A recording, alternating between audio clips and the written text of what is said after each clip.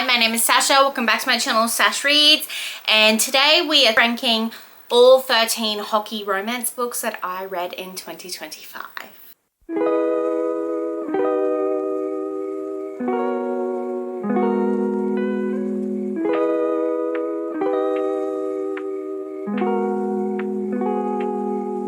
So hockey romance has been a genre that I have been trying to get more into in the last couple of years, and I think 2025 was a great year for it. Like I said, I read 13 books in that genre, and I thought, why not do a little video and see what I think is my favorite that I've read right now. And with the amazing outcome that is Heated Rivalry, I thought this would also be a perfect time to make it.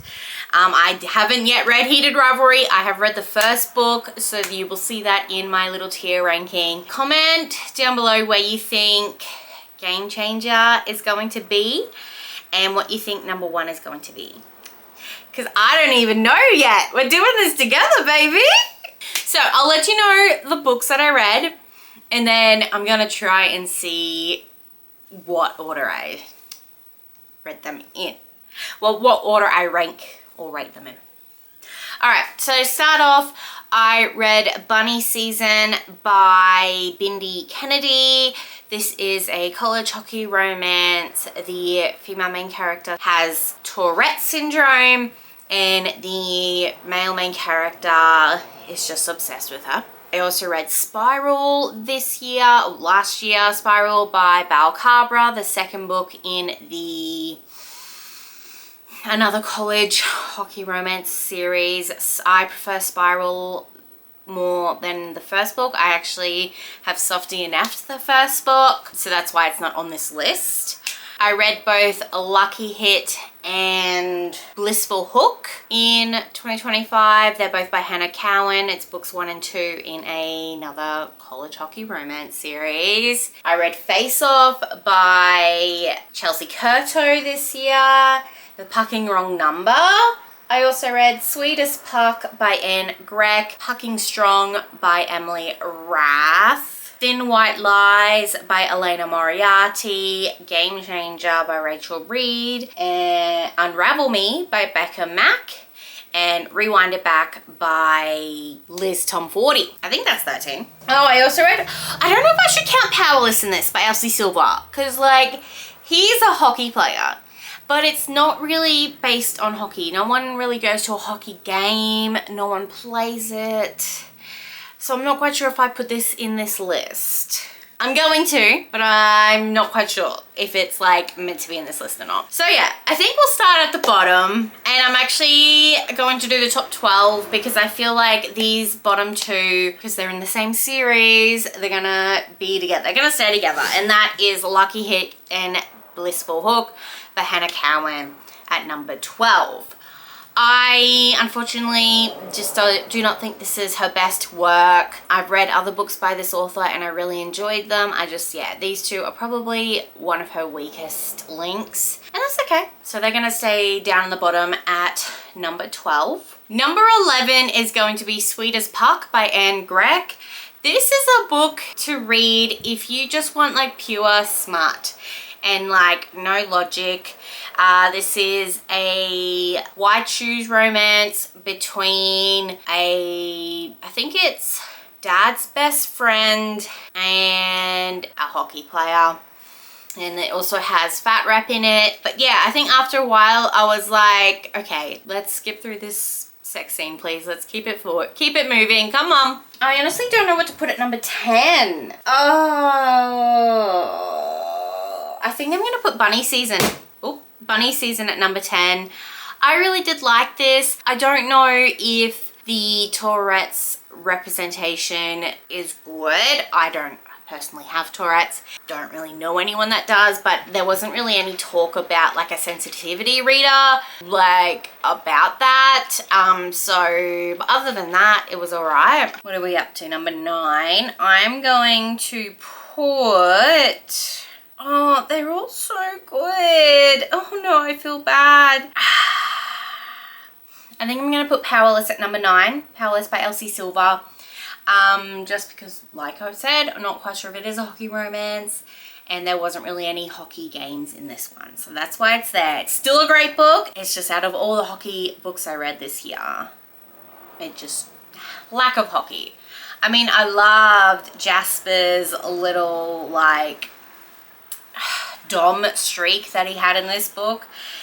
Is it Jasper? I really hope it's Jasper. If it's not, look, my brain just like flies books out the window once I finish them, okay?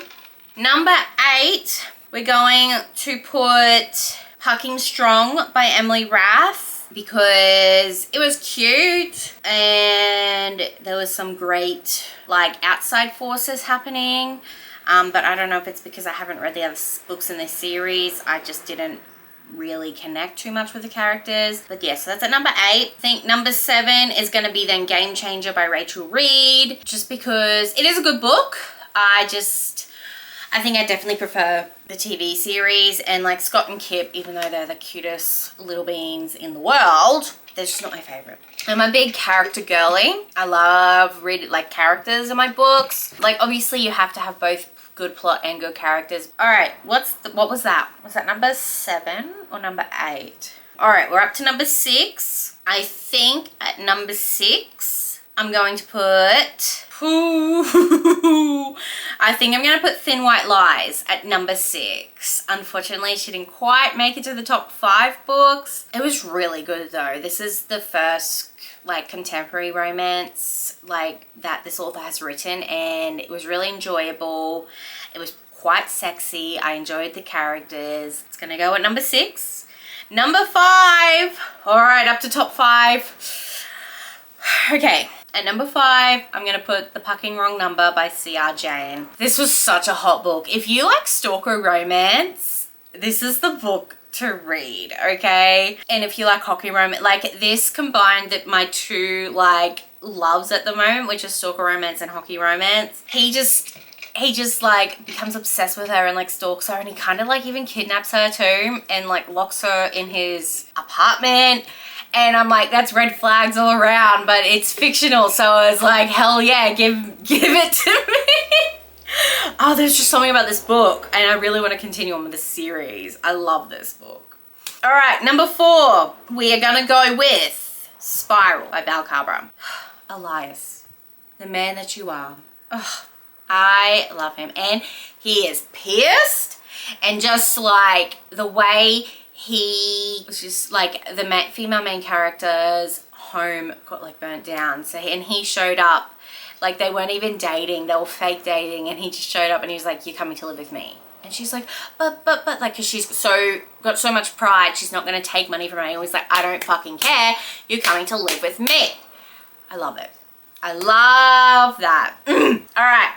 Number 3 is going to be Unravel Me by Becca Mack. I read this in almost one sitting. I cried so much in this. This is the first book I've read by Becca Mack, and I think it's like books 3 or 4 in the series. But the way that these two people just kept connecting with each other, and the communication, and she had a shitty baby daddy, and like that made me cry. And there was also like an adoption storyline in it too, and I love that. And just this whole book, like it's 500 pages and it was so good. All right, ready for number 2? Oh man, I don't even know what number 2 is. Like these two keep switching between my favorite book of the year, like my favorite romance of the year, but I honestly think number 2 is going to be Rewind It Back by Liz Tomforty. I read this for the Goodreads Choice Awards for the romance category, and this was so good.